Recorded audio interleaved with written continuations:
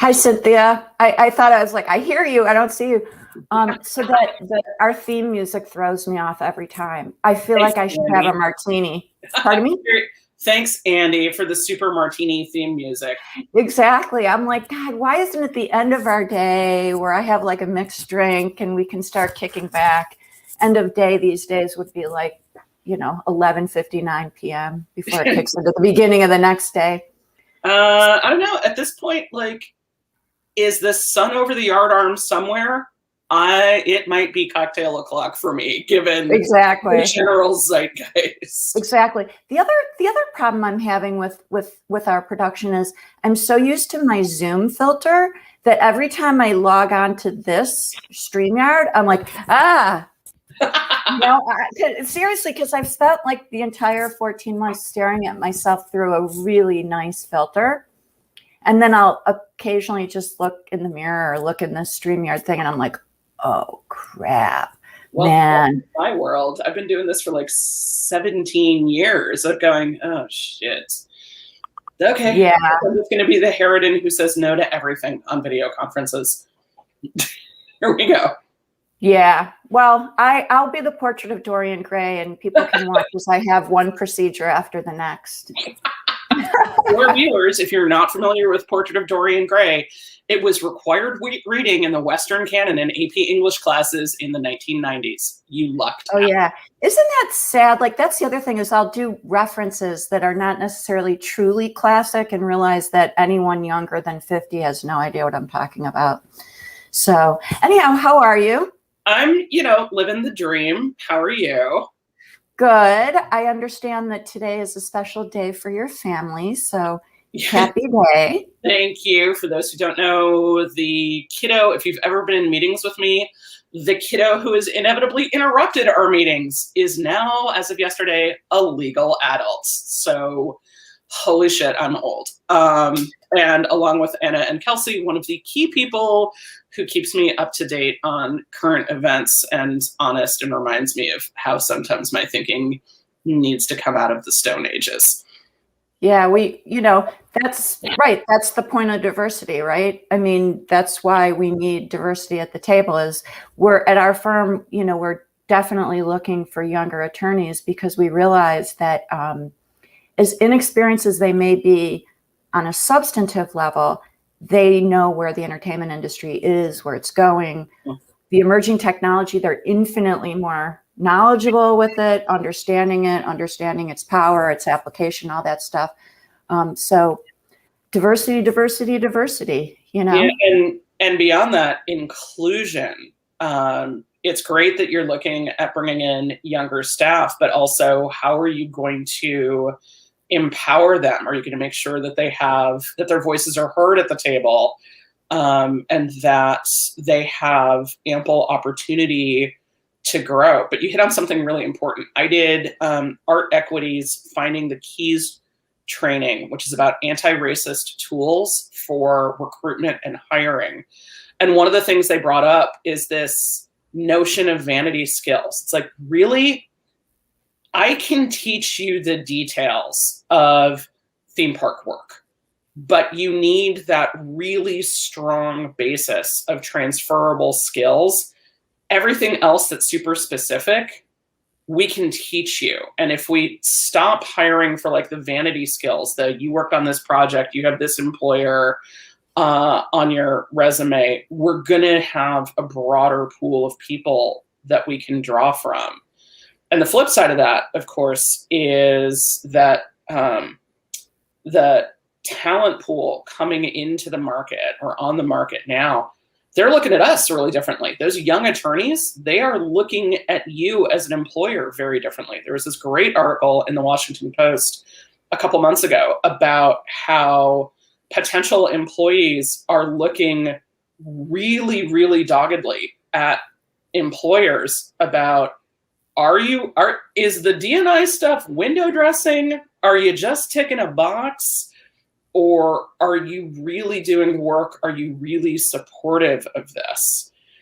And we see it reflected in our industry, that there's this chasm between employers and potential employees coming onto the market. And a lot of the folks in those hiring decision levels, or more senior in companies, don't fully understand the attitudes and ethos that the emerging workforce is bringing with them. Well, that is the perfect segue to our guest. I think one of the things I would love to do once Kris comes on is really explore. He's in a perfect position to talk about that transition from the perspective of the student and the potential employee, and how they view where they're going to land in the potential employer. So maybe on that note, let's introduce our guest. Let's bring in Kris Julio. Hey, Kris. Hi, thanks for having me. Super excited to have you on. Can you introduce yourself to the viewers? Why do we have a professor on the show? And why does the professor have so much cool stuff behind them? Yeah, this is my messy office. Hi, I'm Kris Julio. I teach in the Stage Properties Department at the University of North Carolina School of the Arts. Within the School of Design and Production. We're a small state conservatory here in North Carolina. And, I had the joy and honor of meeting Cynthia at a themed entertainment conference several years ago. And I am working primarily as the director of the stage prop program here, teaching history and fabrication in the production process with a theatrical foundation. But I'm also co-chairing our equity, diversity, and inclusion work here on our campus. So all of what you're talking about is definitely at the forefront of education, and specifically a training facility like this institution is seriously looking at curricular and career preparedness opportunities to sort of reaggregate what's happening in the world and train our students for what is, in 4 weeks going to be their graduation and launch into the industry. So that's my brief description. and such a great time to be launching into the industry too. Yeah. It's hard. You sound a little sarcastic, Cynthia, but I actually think it is.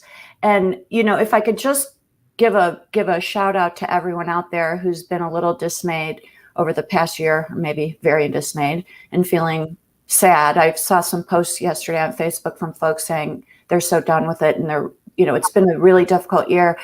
I view what I do as an attorney to be a leading indicator, because I work on deals for developments and whatnot. And I will tell everyone out there that the deal flow is insane, and the capital markets, we're hearing that people are willing to invest in higher risk ventures. They're looking for places to put capital in location-based and immersive entertainment. So don't despair. I'm really bullish about the post-COVID market. So don't despair. We're also seeing hiring pick up. If you look on the websites that are tracking jobs or that are aggregating job postings, we are seeing it pick up. We're also seeing finally some really good traction on the internships actually need to be paid front. Please do not ask. Days of exploitation are over. Yeah. They're certainly ending. But that's all, we are starting to see that movement, which is really, really fantastic. It's exciting. It is. So, Kris, it has been quite the year. And full disclosure, just sort of happenstance, Wendy's partnered to a professor. I'm partnered to a professor. So we sort of have the in academe and adjacent to academe nexus out of the three of us today. It has been a wild, wild year in academia. And you wear a bunch of different hats. But UNCSA has been really scrappy and really innovative on still being able to support students through this. Can you talk a little bit about that? Yeah, so I think that, because we are a very specific training facility, I think a lot of our leadership, at least our dean in school design production, he has a huge film, TV, theater background. And so he really saw this pandemic sort of on the horizon, and he was like, we should probably be prepared, right? Like, that's just smart. And, when we heard the announcement that the system was going into a hybrid model, the teachers here at this small infrastructure university really buckled down and started looking at, okay, this is a tough puzzle to fix because, for instance, I personally cannot teach woodworking and furniture making virtually, right? So looking at a hybrid model, we had to then think backwards into how are we going to continue a live performance season or any performance season safely with COVID protocols and hybrid structures. You're right about juggling all the hats. It became this massive workload that no one really understood the implications of, I think, at the forefront. But us as a faculty, I think, banded together to really scrutinize what's important about education. And we've managed to have a really, knock wood, seamless transition this academic year. We've done several performances taped, live streamed. We've done some outdoor distance performances. We've transitioned into some film and installation that removes the audience. So we got really creative. And that's sort of the interesting thing about the pandemic, is that it actually posed a very important challenge to us as educators. Like, what is at the heart of our learning outcomes, and what do these students need to walk away with, especially the ones joining the workforce during the pandemic? And we did, not to pat ourselves too much on the back, but we did a really great job. There weren't any cases transferred in our shop or classroom spaces. I still managed. That's fantastic. Incredible. Like, our cases were primarily in dorms, obviously, because living situations and cafeterias. But in our classrooms, we buckled down because we just looked at it from the perspective of, we already teach tool and training facility safety. COVID is not really that different. And so it lent itself, by nature of how we kind of function as a trade school, research and development institution. I mean, my classroom is a woodworking shop. It's a lab. And so when you clean the tools, you also just have one added step. It was really just, what's your PPE when you're showing up on location? We hired consultants, and we have COVID officers for every single performance that are hired just for that. And we've had an amazing season. We've actually in the middle of finishing it right now. So we have another opera going on, and we did a live installation performance last night. It was totally distanced and masked.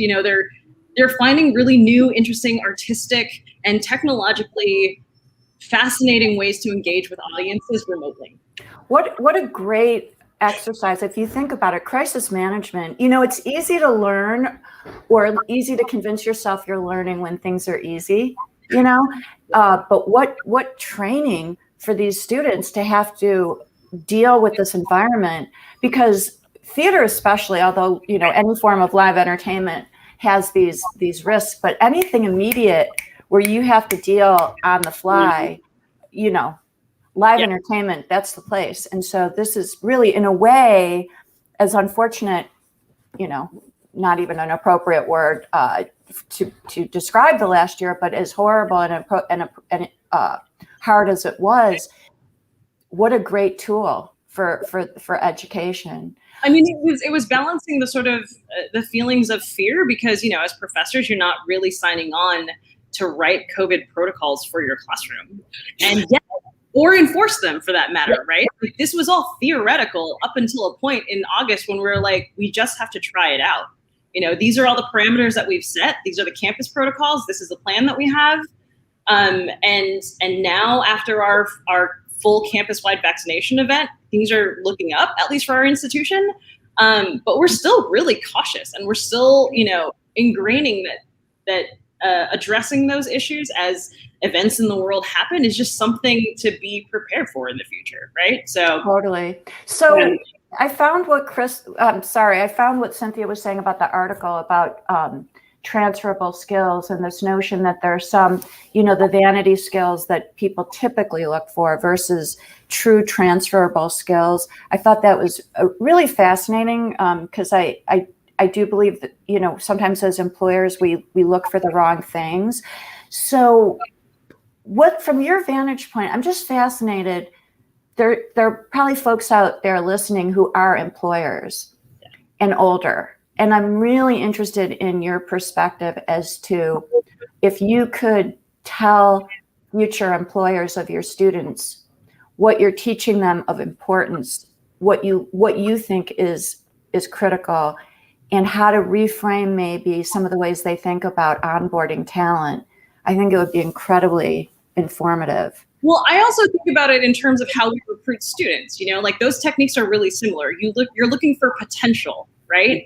And so our job as educators, at least in this institution, we sort of have these principles of theater is a foundation, a specific vocabulary, but the specific classrooms and concentrations, we have 13 that we offer here, they mostly teach from the perspective of you can take any of these skill sets and expand on a lifelong career if you just reframe them specifically. So we don't ever say to our students coming in, at least I don't as an advisor, like you're going to only work in theater, you're only going to work in film.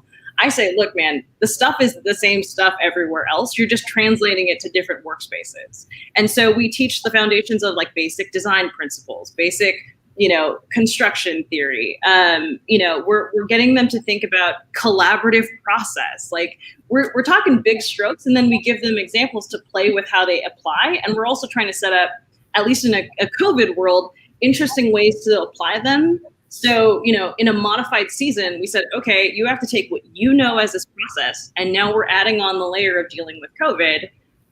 Everything takes longer. So we're sort of like helping them and guiding them to look at those skills every step of the way in their education here.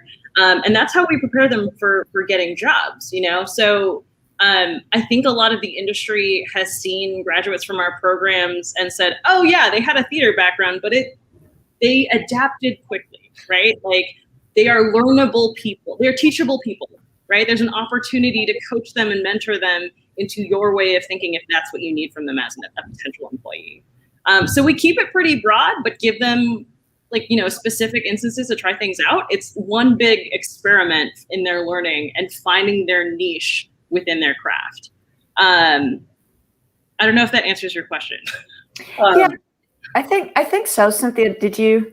Yeah, I am always impressed when I meet with or talk with alums from the program, or I see a portfolio or what have you, in how good the framing is, that what they're talking about and the portfolio work is really not contextualized as just theater kind of thing. It is really presented in this design solutions sort of headspace. Yeah. And it makes it so easy to go, oh, you're a nimble thinker. You have these skills. You've applied them to a bunch of different situations. Exactly. Great. I mean, you can. The days of like a giant Galaxy's Edge project, and you're going to be working on this all day, every day for years and years. Not really coming online anytime soon. And so the ability to plug in. I teach a career preparedness class for graduating seniors, and we talked for an entire semester about how to translate what you think you know into what other people can see, right? It is about framing. It's like, okay, well, this project offers opportunities to challenge yourself in how to understand space, your problem-solving logistics for loading in something, you're addressing like locational and circumstantial things here, like expand on that. What are you actually getting to? What's the essential part of that job that they need to see as hugely valuable? So you're totally right. It's reframing. I think that I've seen, for each individual student, a myriad of versions of their resume and portfolio specifically curated for the jobs they're looking for. What you just said is so important, because I wish every person, regardless of where you're at in your career, every person who's trying to get hired knows you need to have more than one version Absolutely. Hello. Do you remember the days, Cynthia, where we used to take our resume and have it professionally printed? Yes. So you were screwed if you wanted to make a change? Once upon a time, children, in a land before cheap, affordable laser printers or even home computers. Exactly. You had to go to a specialist who would make your resume for it. Was a whole thing, and it was so expensive. I think listening to your previous conversation, one of the best classes I had this semester was about after our job fair, which was an amazing success considering it's a pandemic. We did a virtual conference, and 60-something employers showed up. So there were still more interviews than we've ever had. And even if you weren't hiring, it was still a networking opportunity curated for students. The best class that I had was talking about the process of negotiating with employers. Like, how much have they said? How much do you want to say? And the best bit of advice that one of the other professors, Eric Naki, in our project and production management program said was, look, they're going to investigate you and find out who you are as a person outside this resume. If they really want you, you should be doing your homework as well. So we are saying it to our students. Look these companies up, talk to previous employees, talk to current employees, find out what the vibe really is. Like, it's only in your best interest to gather as much information as you can, because it's all out there, right? People always talk about networks. And a lot of times you can't base that off of email transaction or, email conversation. So do your homework. Most of them, and actually assign this homework, is what voice do they write in as an institution? Yep. Look at the About Us page. What's the diversity of their staff on that? Right? Do they have a statement about equitable workplaces or policies? Do they have a myriad of projects that seem to run the gamut of the interests that you have as an employee? Right? Are they doing the kind of work that you actually want to support, or are you doing this for the cash? Like, what's going on? So it's really hard to teach reading the room during an interview, but even peppering those things in, it's fascinating how they are afraid of owning that agency as new employees.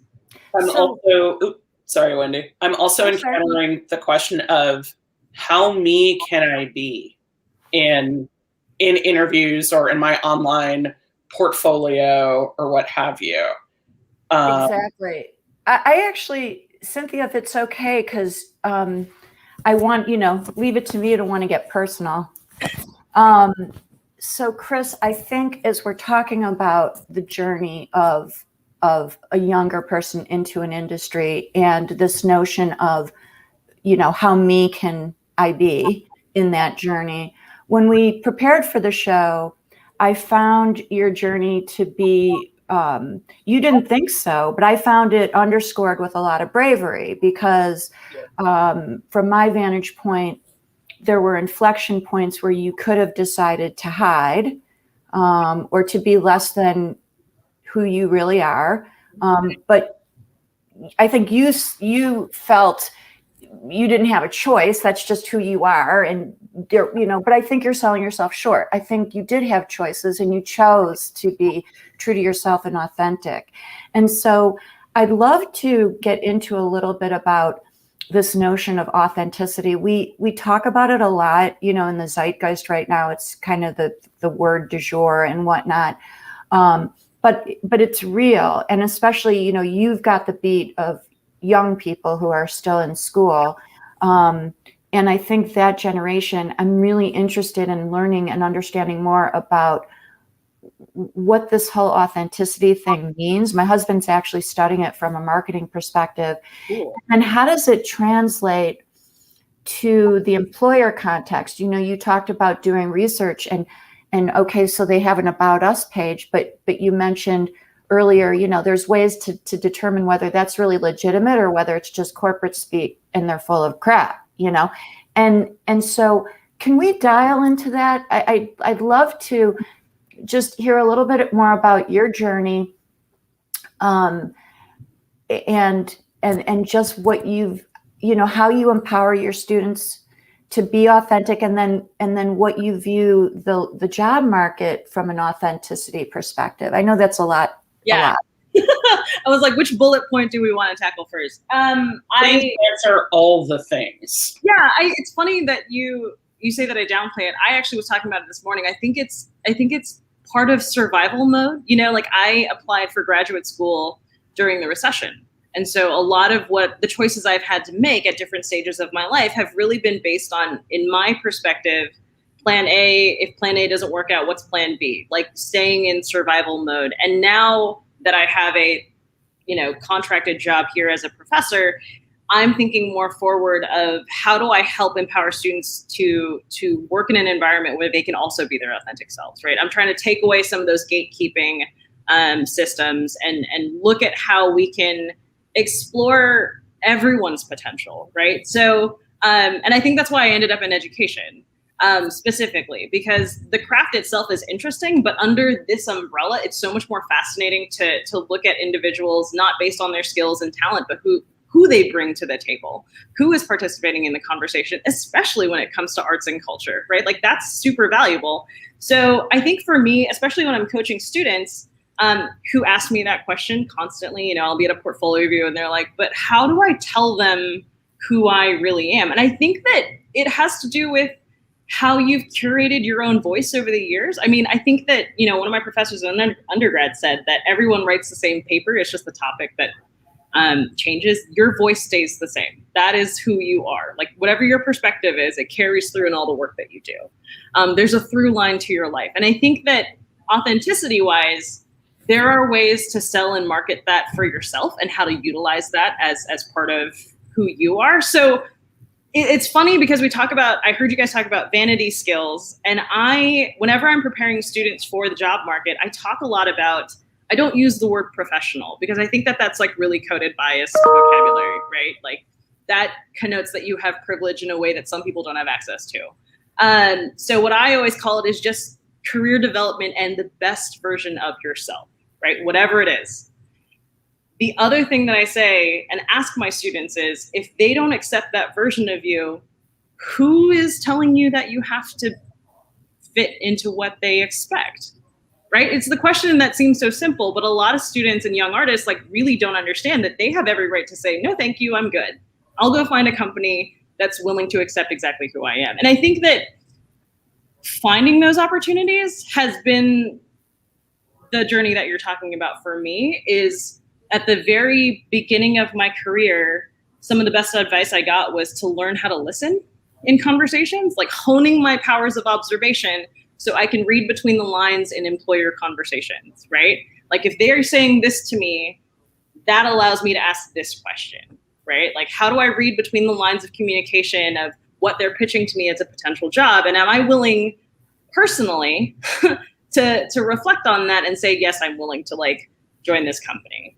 I think that addresses some of what you're saying. Were there any dog whistles for you? Can you think of anything in your journey that signaled to you that this was not going to be an environment in which you wanted to work in a subtle way? I mean, I think the instances that I've had weren't subtle at all. Like just by circumstance, right? Like I was offered an international gig. I toured for a couple years after getting my MFA, to pay off debt, and to be on the road and be a 20-something on the road doing, musicals on tour, bus and truck, all that fun stuff. And they were like, cool, time to upgrade. Here's an international gig. And I looked at the countries list and I was like, wow, just based off of common knowledge, I, as a trans Filipino, masculine identifying, tattooed, facially pierced individual, this doesn't seem safe to me. I asked my employer, what do you have to offer in terms of what happens if there's something that happens overseas while I'm working? Who do I turn to? And they immediately said, here is a North American tour instead. So I don't think it was subtle. I think they were like, oh crap, we didn't think about that. Because at that point they were venturing into international tours, and in the most polite way that my production manager could offer, she thankfully saw that red flag and said, you know what? I don't even want to put you in harm's way. So let's just take that off the table and look at something new. And that happened to be the same week that I got the offer to come and teach here 6 years ago. So, comparing and contrasting those two offers, there was less of a safety net in signing a 1-year teaching contract in North Carolina. But at least I knew that this faculty and this place where I've already been educated felt like home. You know what I mean? Like it made sense. Granted, that was in 2015. So like the South was a different place back then. But it made more sense to have a community in my job description and one that I knew and was familiar with than take a risk just because it was like a bigger name title job and it had more glamour and whatnot. So it wasn't subtle in my experience. Kris, when we talked in prep for this, you also brought up something really important, which was you essentially model for your students, being you, being unapologetically you. Tiny parallel that doesn't even begin to compare, but my spouse looks like if you're like, hello, central casting, I need a professor. They're like, here you go. He's got the salt and pepper hair and the beard and the tweed blazers, and he's like mid-40s, like elbow. When he made full professor, there was the ritual. Now I'm going to let you wear a tweed blazer with elbow patches. But he also makes a point of telling his students, I was a first-gen college student. Yep. I look like and it is easy to assume that I am the height of privilege. I have a PhD. Hockaday day school, maybe? Exactly. Yeah. But my mom was a Teamster. My dad worked for the local power company. I was a first-gen college student. Yeah. And opening the door to that conversation of, oh shit, I have no idea what I'm doing here as a college student. It's like nobody in my family has gone to college. I don't even understand how to play this particular academic game. And it's so important to show people when you are in that position of like, yeah, you can be you and still do this. Yeah. So I'm sorry to interrupt, Kris. We had a actual audience question from Melody that was pertinent. I wanted to readdress it, make sure that we answered Melody's question. So Anna or Kelsey, maybe you could pop it open. Thank you. So as a student, one thing I have a hard time translating in interviews is that I truly value myself and my skills without sounding pompous. So that's an interesting balance. It's strange and quite frustrating for me because I'm a selfless person and I find myself putting others first. Yeah, I think selling yourself, that's an intricate balance. I'm curious what your thoughts are about that. Yeah, I've done several workshops. The hardest thing and the thing that my students hate the most is when I make them do cover letters because not that many people require cover letters. And I said, don't even think about it as an exercise in sending this to an employer that they're going to read. Really do this for yourself, because what it is, for me anyway, is making a laundry list of how to translate what you consider, pompous or valuable or empathetic, whatever those skills are. Find a positive word that's actually productive. That's actually the exercise I did right before we jumped on this. I was talking to my seniors about transitioning and how to look at the negative thoughts that we have and finding ways to reframe that. Like stubbornness can also translate to determination as an employee, right? Like, how do you take a negative thing and look at the positive translation of that? I think when you have those talking points for yourself written out, you realize that those are actually qualities that can be beneficial in interviews. And it's just a matter of hitting the synonym button and being like, what else is a positive version of this quality? It's a super simple practice. I make my seniors do it all the time. And at the end, they're like, oh, I don't sound cocky at all. I sound like I know who I am. And it also helps you amp yourself up for those conversations, because if you're anything like me, and I think yesterday we talked a lot about, in our prep meeting, we talked about imposter syndrome. It's like, how do you combat that when everything is telling you that you have to be more or something different than what you are? It's about reframing it. I haven't mastered it. We talked about authenticity in the classroom and modeling that. A few colleagues of mine and I have sort of adopted this principle that we're just going to be ourselves with our students as much as we can. And this, especially in the pandemic, some radical vulnerability never hurt anybody, especially in the classroom. When I say like, hey man, I don't know, I haven't figured it out, but let's figure it out together, you're modeling an opportunity to give yourself allowance to grow. You're letting students evolve with you. And it's so much more interesting and valuable in their education to have someone to talk it out with.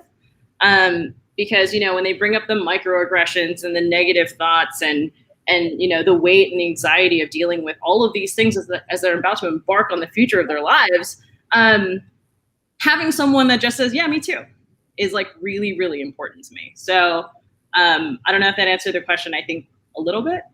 Yeah. And I actually wanted to address Melody's question as well, because I've been both, a person who's been the victim of unbridled authenticity, I guess, and then also an employer. And honestly, and it's going to sound, I think, Pollyannish, but if I could tell anything to younger people, knowing who you are and just being who you are, you don't have to work that hard after that, because you come into the room and you're self-possessed. You know who you are. And you also, I think, you avoid seeming cocky because you're not in a position to prove anything, right? And you also, if you know yourself well, you know your limitations. And so you can speak to that in an interview, and that is authentic, right? The employer realizes when you're full of shit, when you're kind of trying to prove something, because none of us are infallible.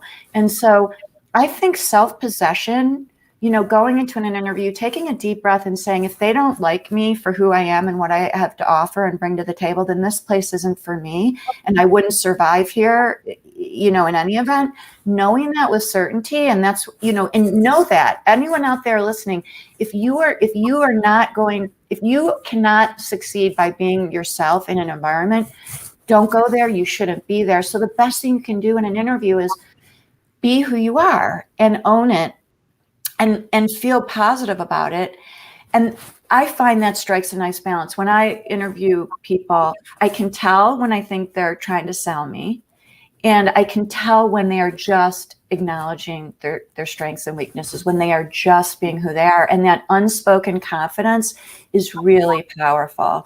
And also, the people hiring, it's a big unknown. Hiring, on the hiring end, it's a risk. It's a risk to hire. And so the more as an employer you feel like you really know who this person is, it's not just some BS on a resume and some selling bit in an interview, but the more you really feel like you're connecting with this individual and you know who they are, it's an infinitely better hire. And so, it's scary when you're looking for a job and you need money and you got to pay rent. You feel like you need to sell yourself. But I would say just be who you are, and get the tweaking from folks like Kris as to polish it up a little bit and do this and do that. But at the end of the day, just be who you are. And if you get rejected, it's a good thing, because they're saying it's not a good fit. You wouldn't want to be here. And so it's easy for me to say at my stage of a career. It's hard to do at younger folks' stages of careers. But honestly, and I think, Kris, this is what, again, you tell me if you're wrong, but I think that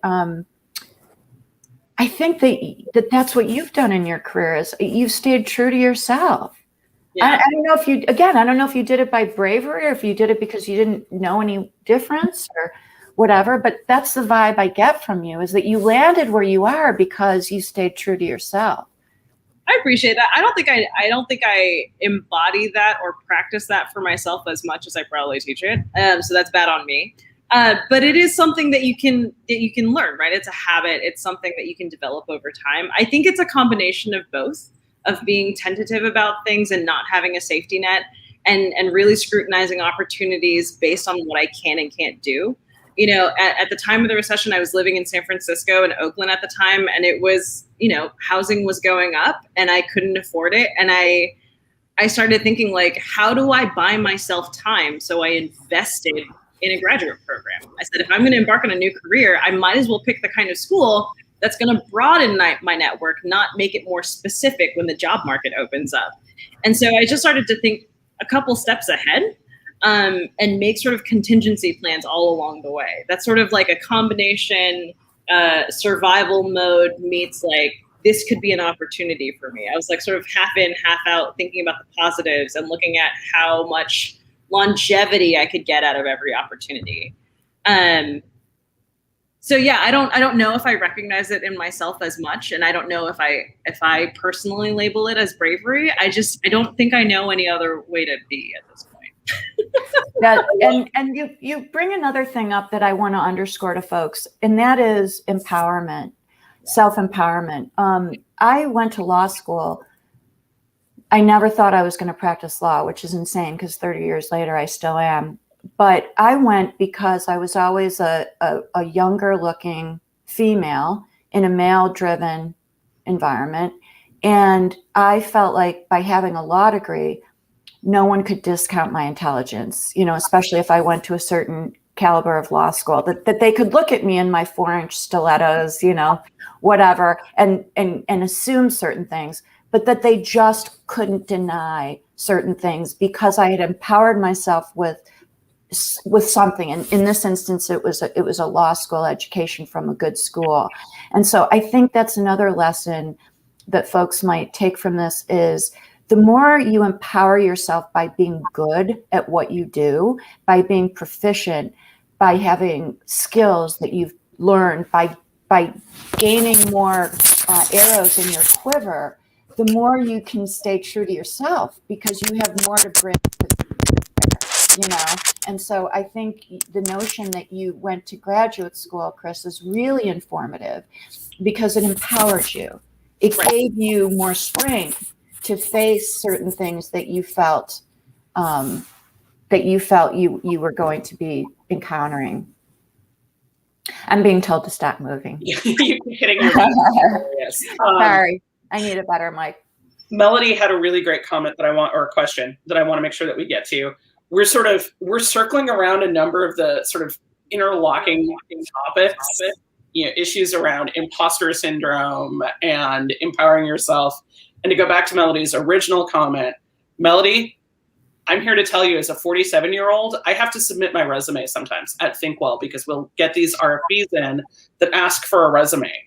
And I had someone who does this for a living sit me down and go, hey, you need to own your swagger in your resume a lot more than you do right now. And it's okay to own your swagger. That's not being arrogant or coming off as pompous. If you led a team, don't say worked with a team to achieve. It's led a team to do the following. And that's fine. That doesn't come off as pompous. That doesn't come off as inauthentic. That comes off as you claiming the space that you have built and earned. And to your question about would asking questions to potential employers such as diversity in the company and what outcomes I should expect from an internship program be considered pressing questions looked down upon? I would argue that if they are, that is not a space you want to be in. Correct. If they take those kinds of questions as a challenge to them, their authority, their authenticity in anything that they say on their website about D&I, it means they're not doing the work. D&I, can you say what that is? Sorry, diversity and inclusion.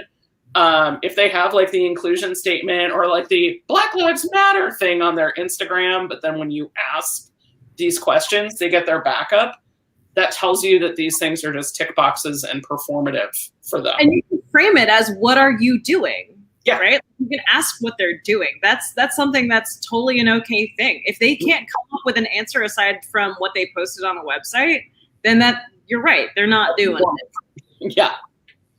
Or they're doing it, but are doing it in such a constrained and not company-wide and transparent manner that it's still not as healthy and effective a workplace as you want to be in. And absolutely, like if you are new, emerging, lost your job in the pandemic, or trying to get a job in a particular sector that is not picking up already, having that mindset can be really terrifying. Having the mindset of this place is not safe and healthy for me, or this place does not deserve my full self, that can be really scary because rent got to get paid.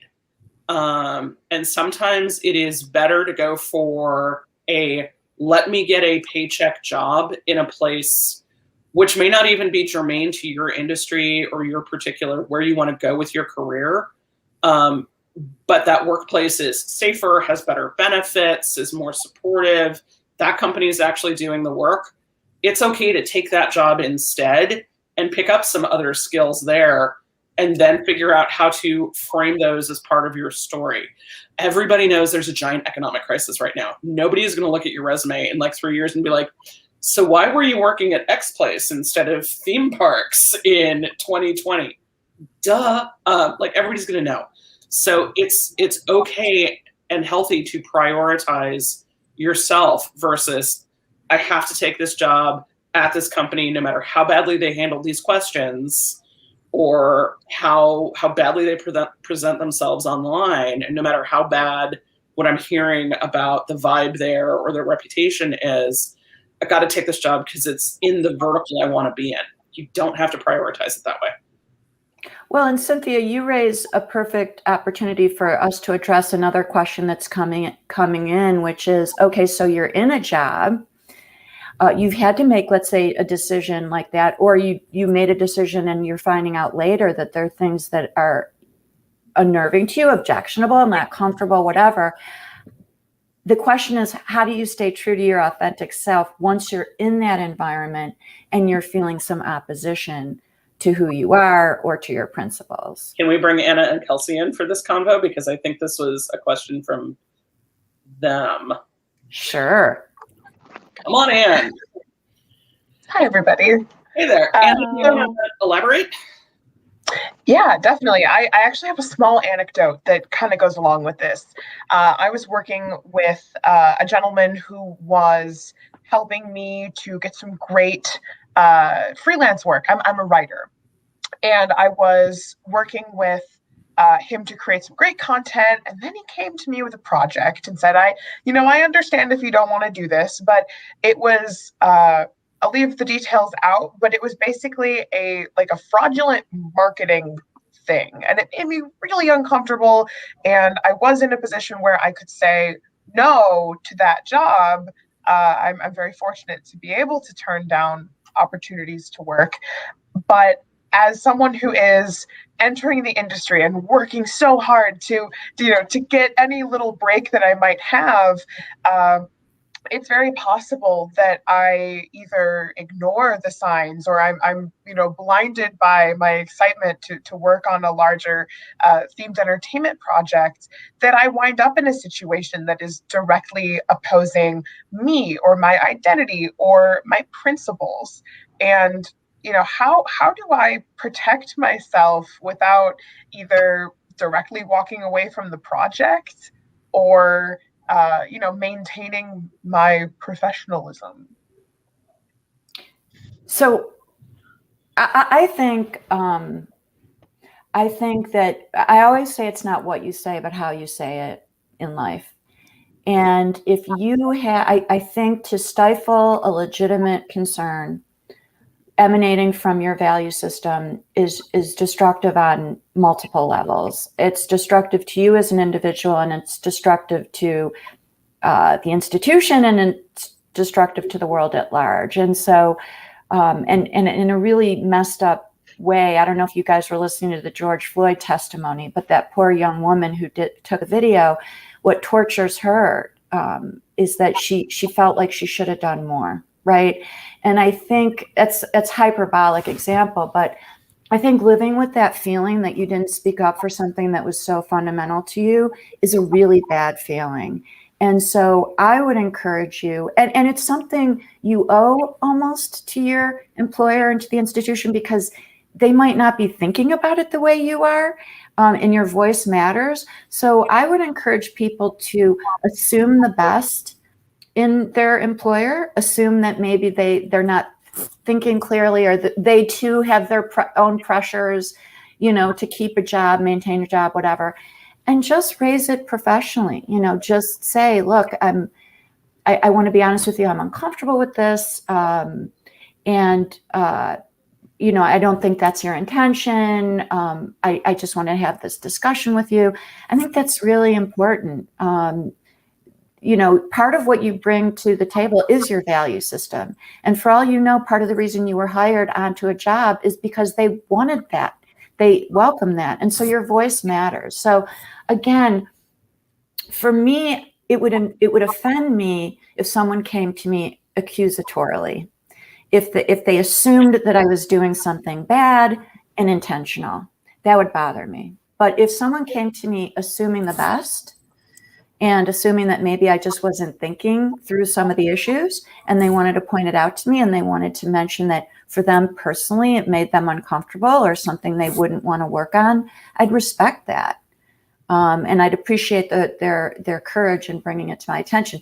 And then again, at the end of the day, once you've done that, if you're shut down or if you're rejected, then it's another data point, and then you can make a decision as to how you want to proceed accordingly.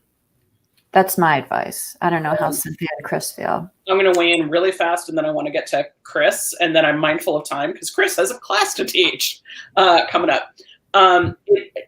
It also ties to, you get to vet the culture of the potential employer. And this is why it's part of why it's so important to do that legwork when you're in the, will I take this freelance contract? Will I take a job with this employer work? Because the more you know about their culture around these points of contention, because particularly in our industry, there are going to be those points of contention.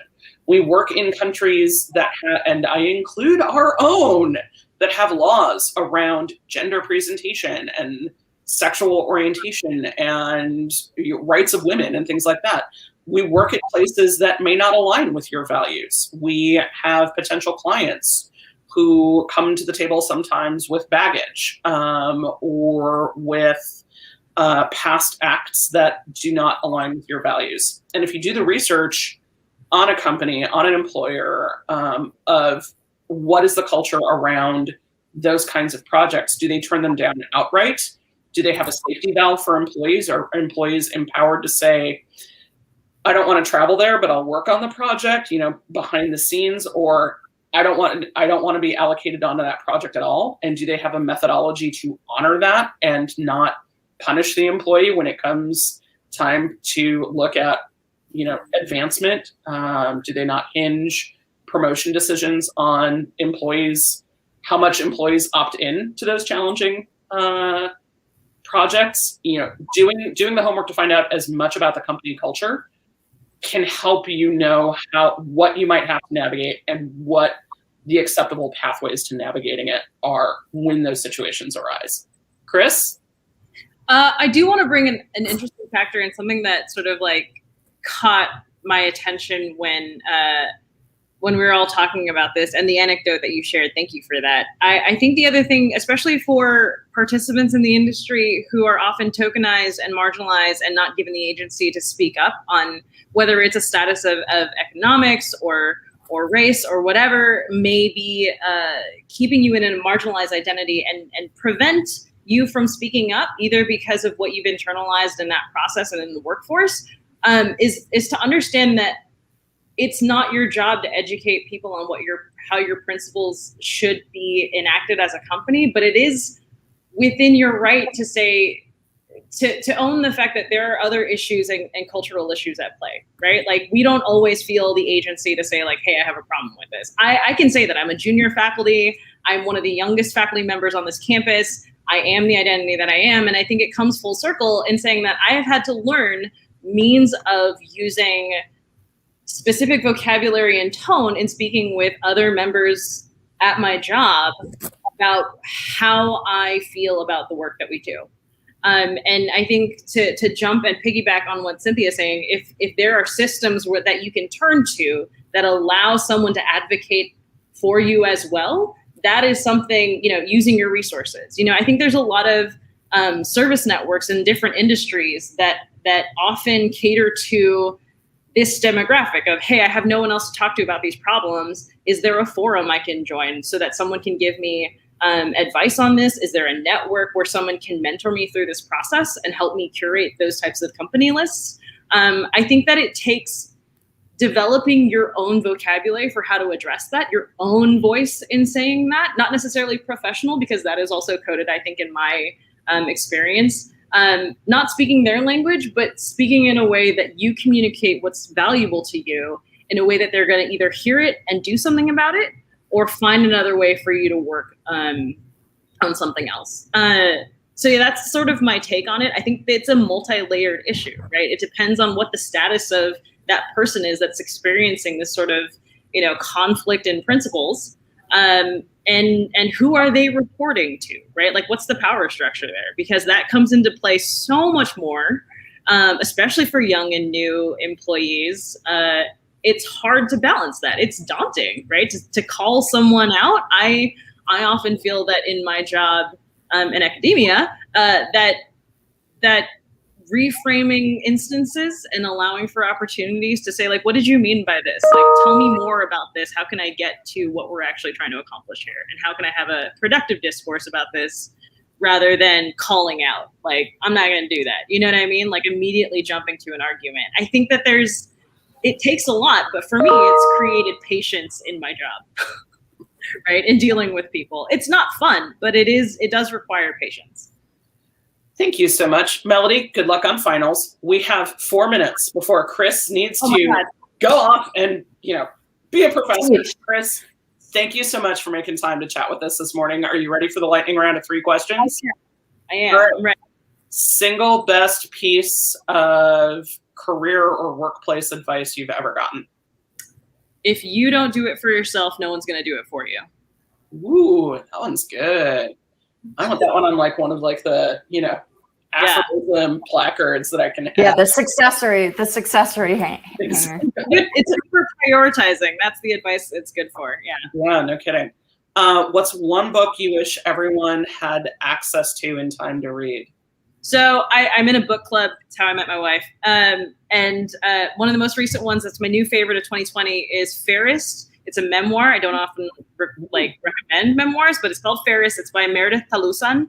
And it's a very interesting intersectional book about identity and cross-cultural sort of issues. It's great. Can you spell it? Fairest, like fairest of them all. Fairest. Got it. Not like in Ferris wheel. I was thinking Ferris Bueller's Day Off. That's also could have been. Yeah. Cool. And last but not least, who plays you in the movie of your life? Dante Bosco from the 90s movie Hook. Awesome. Big thank you to Anna and Kelsey for having that so ready. He looks good. He does. He does look good. Is he still working? Yeah, he does a lot for the AAPI acting community, and he's been on a couple other TV shows that people love as well. I think it's kind of spot on, Kris, actually. Thank you. I've dressed as Rufio for Halloween for 5 years. So.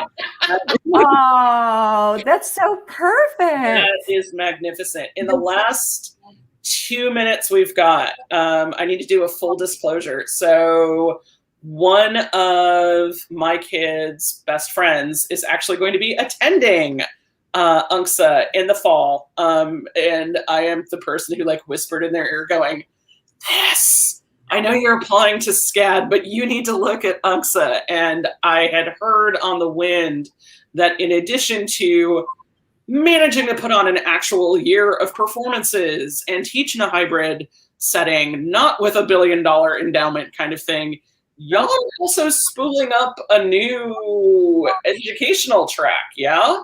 Yeah, we're launching a new concentration. It's a graduate concentration in animatronics. In fall of 2021. So if you know anyone interested, please look it up on our website. It's a fantastic thing. We're gearing up to launch this new endeavor and figure out how to roll them into what we do. I'm really fascinated. We've been developing it for over 4 years, I want to say, and it's finally ready to launch. So look it up. I hope it's a point of interest for a lot more people out there in the themed entertainment world. So look out. There's going to be graduates with an MFA in animatronics in the next couple of years. That's fantastic. I'm so excited that did not get backburnered in all of we're spending all of our budget on plexiglass and PPE and it's a hiring freeze and we can't do anything. I'm so excited that you all are doing it. Yeah, we've picked up steam and the momentum is pretty strong. So I'm really excited. That's fantastic. Kris, thank you. I've loved meeting you. We hadn't met. Cynthia was privileged enough to know you before, and I've really enjoyed getting to know you. I hope we get to know each other better. Absolutely. Thank you both so much. And thank you so much. I think your advice, your insight, your perspective and everything has been really valuable. Cynthia and I say this every show, we barely scratch the surface. So don't be surprised if you don't get a call to join us again. We'd love to have you back. Absolutely. I'm happy to be back. That's awesome. And Cynthia, as always, great to see you. Happy birthday to Sean again. And in this house, y'all. Yeah, it's awesome. And Anna and Kelsey, thank you guys again for an awesome job. Thank you to our amazing producers. Absolutely. And we'll see you guys next week, or no, next month. Oh, next month with the Mother's Day special, which will be at a different time than our show usually is. So be sure to watch for that on the socials. And get your Kleenex box ready for the Mother's Day show. It's going to be real. It's going to be good. Okay. Bye, everyone. Thank you. Thank you. Bye.